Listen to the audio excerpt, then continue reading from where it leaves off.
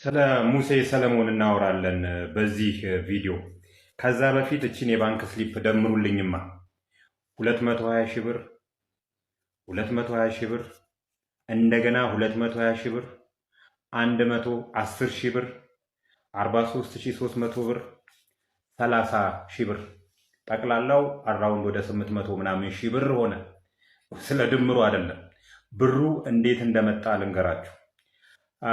እናት ታማሚ ናቸው። ልጅ ወደ ካናዳ ካልሄድኩ ይላል። አባት ወደ ገጠሪቷ ኢትዮጵያ ባለ አንድ ከተማ ያለውን ቤትና መሬት ሸጦ ለዚህ ልጅ 900 ሺህ ብር ይልክለታል። ልጅ አብዱ ሰመድ ካናዳ ለመሄድ 900 ሺህ ብር ለሳቢና ትሬዲንግ ያስረክባል። በእርግጥ ያስገባበት አካውንት የግለሰቦች አካውንት ቢሆንም ሳቢና ትሬዲንግ ግን ደረቅ ቼክ ጽፎ ሰጥቶታል። ከዚህ ልጅ ላይ ሳቢና ትሬዲንግ ብሩን ከተቀበለ በኋላ ቢሮ ዘግቶ ጠፍቷል። የብዙ ወገኖቻችንም ብር ይዞ እንደጠፋ መቼውስ ታውቁታላችሁ። ትልቁ ወንጀል እዚህ ጋር ብሩ የገባው በግለሰብ ስም ነው። ቼክ የጻፈው ሳቢና ትሬዲንግ የተባለው ነው፣ ማስተዋል ካለባችሁ። ሌላኛው ወደ ውጭ ሀገር ወደ ካናዳ ልካለን ሲሉ ምን ማለታቸው ነው? አንድ ኤጀንሲዎች እንግዲህ ውጭ ሀገራት ላይ ካናዳም ሆነ ሌላ ሀገራት ላይ ሰራተኛ እንፈልጋለን የሚል ካምፓኒ ኢንቲቲ ሊኖር ይችላል። ከኢትዮጵያ ሰራተኛ አፈላልጋችሁ ላኩልን ብለው ለኤጀንሲዎች ውክልና ሊሰጡ ይችላሉ።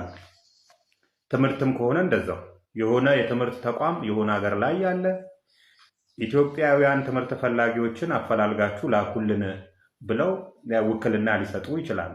በተረፈ ስራ የኤምባሲ ስራ ብዙዎቹ አሁን እንደ ሳቢና ትሬዲንግ ያሉ የኤምባሲን ስራ ጭምር አሴፕተንስ ከሆነ ካምፓኒ ካገኘ ያንን አሴፕተንስ ወደ ኤምባሲዎች ይላካል።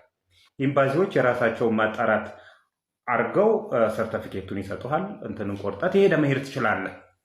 እነዚህ ግን ብዙዎቹ ኢትዮጵያ ውስጥ ያሉት ብዙዎቹ የኤምባሲን ስራ ጭምር እነሱ እንደሚሰሩና እዛ ኤምባሲ ካስገቧቸው በኋላ እነሱ በእነሱ ጥረት ያንን ነገር እንዳደረጉ በማድረግ ነው ሲያታልሉና ሲያጭበረብሩ የነበሩት። በእርግጥ የኛ ማህበረሰብም የመጭበርበር እንትኑ በቃ ትንሽ ነገር ከዋሸኸው እንኩ ብሎ ኬስ ውስጥ ያለውን ነገር አስረክቦ ቁጭ ይላል። እንግዲህ እነዚህ የአብዱ ሰመድ እናትና አባት እንደዚህ መጭበርበሩን አያውቁ። ነገ ከነገ ወዲያ ካናዳ ሄዳለሁ እያለ አዲስ አበባ ቁጭ ብሏል። በቅርብ ቀን ወደ ጎዳና መውጣቱ ይሄ ልጅ የማይቀር ጉዳይ ነው። እንደዚህ የማህበራዊ ምስቅልቅል የሚያመጡ እንደነ ሙሴ ሰለሞን ያሉ ሰዎች ይተዋሉ ማለት ነው። የስንት ቤትና ቤት ጓዳ ጎድጓዳን እንደዚህ ምስቅልቅል አውጥተዋል ብዙ ፕሮሞተር ነች የሚሉ ሰዎች እና አሁን ሙሴ ሰለሞን ይቀጥላል ማለት ነው። አይጠየቅም። ምንድን የሰራው ተብሎ አይጠየቅም ማለት ነው። እንዲህ ነው እንግዲህ ሳቢና ትሬዲንግ ያለ የአንድ የግለሰብ ነው እያወራሁላችሁ ያሉት። የአንድ ግለሰብ የስንት ቤትን እንዳፈረሱ እናንተ ማሰብ ትችላላችሁ። አሁንም ወጣቶች ወደ ውጭ ሀገር እንሄዳለን ስትሉ ቀለል ያለ ጥያቄ ጠይቁ። እንዴት ነው የሚኬደው? ዝም ብላችሁ የእናት አባቶቻችሁን ቤት እያሸጣችሁ ለሌባ እያስረከባችሁ ጉስቁልናን ሶሻል ምስቅልቅልን አታንጡ የሚል መልእክት አለን። በተረፈ ፎሎ አድርጉ፣ ይድረስ ለህብረተሰቡ። በሳቢና ትራቭል ኤጀንሲ ተጭበርብሬ ገንዘቤን ተበልቻለሁ ለምትሉ ሰዎች ካላችሁ በእኔ ስም ሄዳችሁ ገንዘባችሁን አስመልሱ።